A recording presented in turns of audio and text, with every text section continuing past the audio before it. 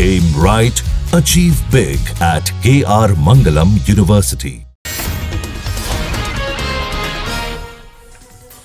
राष्ट्रपति Donald Trump और राष्ट्रपति पुतिन के बीच अलास्का में चली 3 घंटे की मैराथन बैठक। रूस यूक्रेन के युद्ध को खत्म करने पर नहीं हुई कोई बात। बैठक के बाद ट्रंप और पुतिन ने की साझा प्रेस कॉन्फ्रेंस। राष्ट्रपति पुतिन ने रूस की सुरक्षा को बताया सबसे जरूरी। राष्ट्रपति ट्रंप ने पुतिन के साथ बैठक को बताया अच्छा, कहा कि हम चाहते हैं कि रूस और यूक्रेन के बीच दोस्ती बढ़े, लेकिन ऐसा होता दिख नहीं रहा।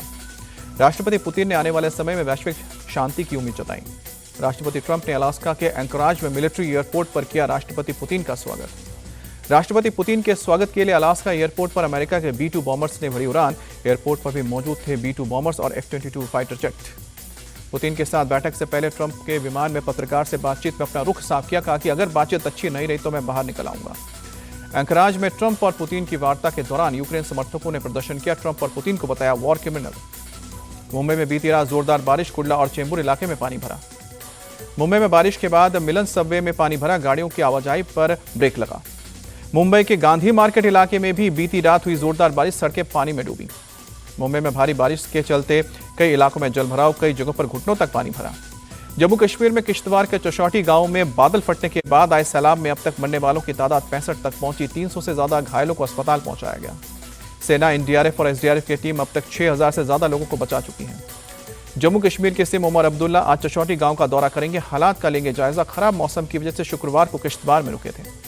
बिहार के भागलपुर में गंगा का जलस्तर बढ़ना लगातार जारी, दर्जनों गांव पानी में डूबे।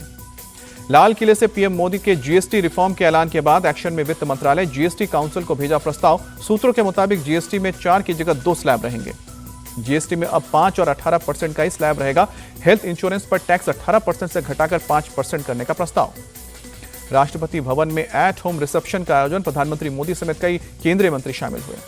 लाल किले की प्राचीर से प्रधानमंत्री मोदी ने फहराया तिरंगा। पाकिस्तान को दिया कड़ा मैसेज, कहा कि फिर हमला हुआ तो देंगे मुंहतोड़ जवाब। पीएम मोदी ने मिशन सुदर्शन चक्र का ऐलान किया, कहा कि 10 साल में सुरक्षित होगा देश का हर ठिकाना। सिंधु जल समझौते को पीएम मोदी ने अन्यायपूर्ण बताया, कहा कि ये एक तरफा समझौता मंजूर नहीं। यूपी सरकार के मंत्री दानिश आजाद अंसारी का अखिलेश पर तंज, कहा कि सीएम की तारीफ उनका कोई विधायक करे ये सपा को पसंद नहीं।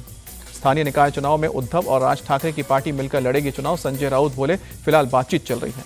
नैनीताल में ब्लॉक प्रमुख चुनाव के बीच बवाल, अचानक हुई गोलीबारी में एक पैर में लगी गोली। कांग्रेस का आरोप, चुनाव में बाधा डालने की हो रही थी कोशिश।